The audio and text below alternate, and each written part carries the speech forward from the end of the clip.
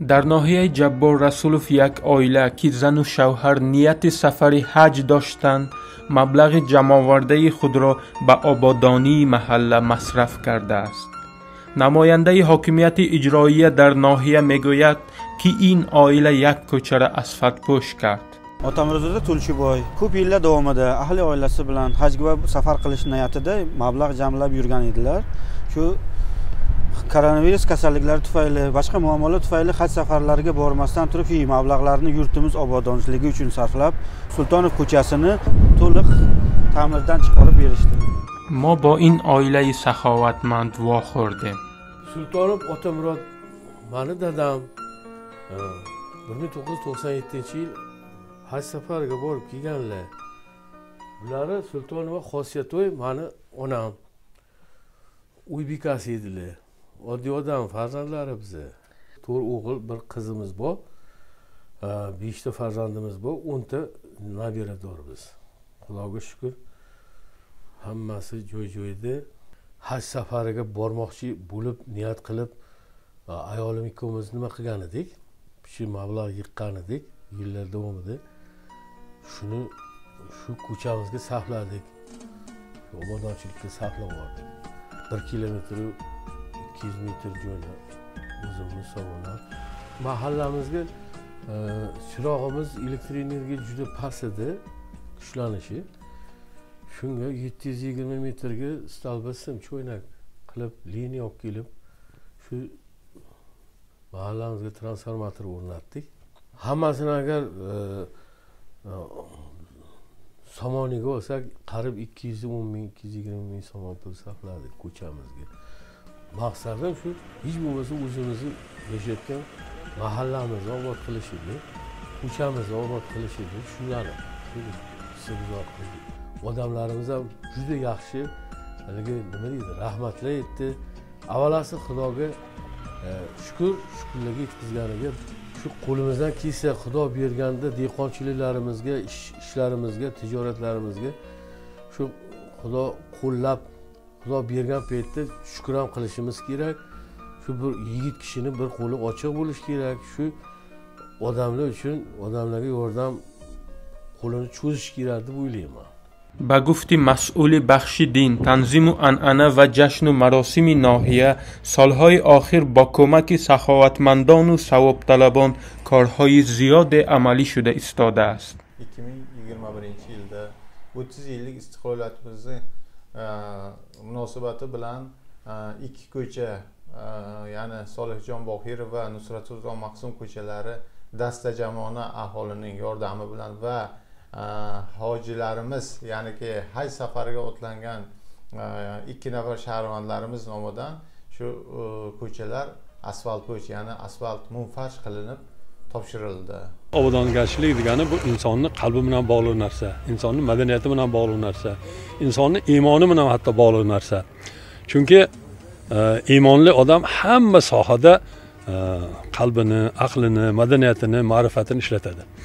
Mana shu bizning mahalla haqida gap bo'lsa, mahallamizda darhaqiqat insofli, diyonatli yigitlar bor. Mana hozir mana shu ko'chani men ko'rib xursand bo'ldim. Buni nafaqat bu dunyomiz uchun, kelgusi oxiratimiz uchun ham juda katta bir ajr amallari borki, mana islomda aytadiki, yo'lni obod qilgan odam, yo'lni ta'mir qilgan odam, ko'prik qurgan odam, bular o'sha jannatga o'ziga yo'l qilib qo'yar ekan. Jannatga o'ziga ko'prik yasab qo'yar ekan. در ناحیه جبار رسولوف مخصوصاً در دهه غولک‌انداز سالهای آخر چند کارهای بزرگ با راه حشر از حساب مبلغ‌های سخاوتمندان عملی شده است. یکی از آنها کارهای ساحل مستحکم کنی اسفنسای که ارزش لایحه نزدیک به 1 میلیون سامانی بود. Shu g'ulakandozimizni ichidan kesib o'tgan isfanasoy masalasida ahli jamoa chiqib keldiki, maqsad shu isfanasoyini barqaror qilishi. Ya'ni ki katta suvlar kelib juda ko'p xalqimizga tabiiy ofat olib kelish natijalariga bordi. Hatto shu yo'l, moshin yo'lini olib ketdi. اسفنسای از قرقیزستان آمده با طریق ناحیه جبار رسولوف از بین دهه غولک‌انداز گذشته به سیردریا می‌ریزد. mana shu isfanasoyni sohil mustahkam ishlarini olib boryapmiz. So'g' viloyatida xalq hashari yo'li bilan qilinadigan eng katta ishlardan bittasi mana shu bo'lsa kerak, meni fikrimcha. پیغمبر خدا میگویند که برکات همان وقت میشود که اگر مردم همدیگر فهمی کرده باشند، مردم با همدیگر دوست باشد، دست همدیگر بگیرد، در کارهای خیر کاری کند که نامبردار باشد. انسان به دنیا می آید، هیچ کس از او نمیپرسد که چی خوردی و چی پوشیدی. از او سوال میکند که در دنیا از خود چی باقی گذاشتی. برای همین انشاءالله آن رفتار و کردار و عملهای نیکی که باب و اجداد ما و شما کردن امروز برای ما یک درس عبرت باید باشد. به همین خاطر مردم شرفمند این دیار خصوصا غولک‌انداز انشاءالله ببینید که امروز از بعضی شهرها غولک‌انداز آبادتر است. مدنیت ناکی فرهنگ ملی که در این غولک‌انداز هست از دیگر جاها به کلی فرق میکند. من سه چیز میدونم. دین ملت ندارد، نیکی ملت ندارد، آدمگرایی نه ملت دارد، نه جای دارد، نه رودینه. یگون جای وای ندارد.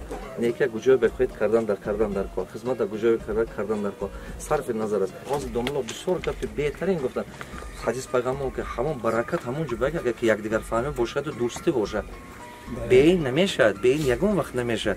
اگر که تو خلق ما یکدیگرش نفهمه، اگر خلق ما یکدیگر قطع کار کردن یاد گیرد، این ده همین دولت یک دولت پیش قدم شده میبرود.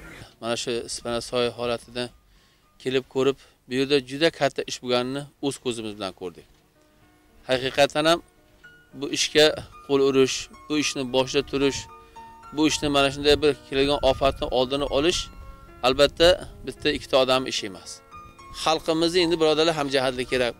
Payg'ambarimiz sollallohu alayhi vasallamning muborak hadislari bor.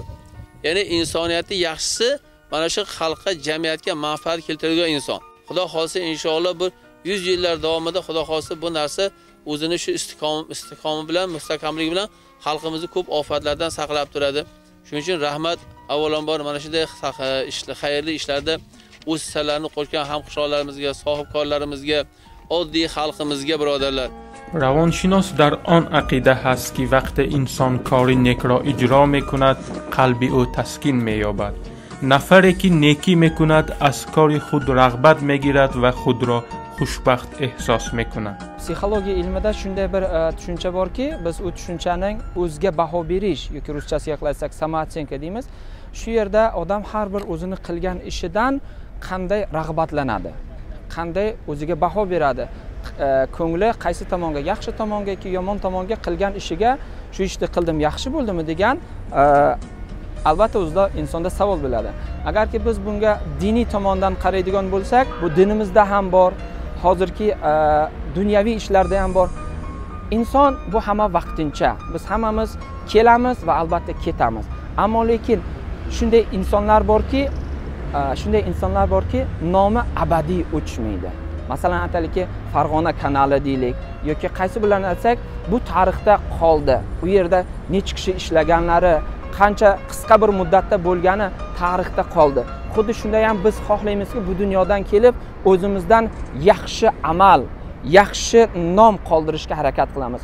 Shuning uchun ham biz masalan hajga borishimiz albatta bu islomning 5 chorchopalaridan asosiy birlariga kiradi. Lekin vaziyat shunday talab qilgan paytda insonning asosiy maqsadi qalbni tozalash, qalbni taskin topish bo'lsagina inson uncha qilgan ishidan juda ham rag'batlanish kerak, xursand bo'lish kerakki, mana shu ishda ado etdim. Bizning asosiy maqsadlarimizdan biri har bitta qilgan ishimizga na tanho mardum, xalqimiz baho bersin. Biz o'zimizga, birovning fikri bizga zarur emas. Biz faqat o'zimizning qilgan ishimiz to'g'ri, noto'g'rilik, o'zimizning o'zligimizni topish va shundan kelib chiqadiki, har bir inson o'ziga baho berish. Ya'ni inson har bir qilgan ishidan va shu bugungi yashab o'tganidan, nafas olganidan Allohning bergan ne'matlariga shukr qilsa, bu eng xushbaxt, baxtiyor insonlardan biri hisoblash mumkin. Ozod Meliboyev, Murodjon Vaydullayev, Adham Po'latov, az nohiyai Jabbor Rasulov.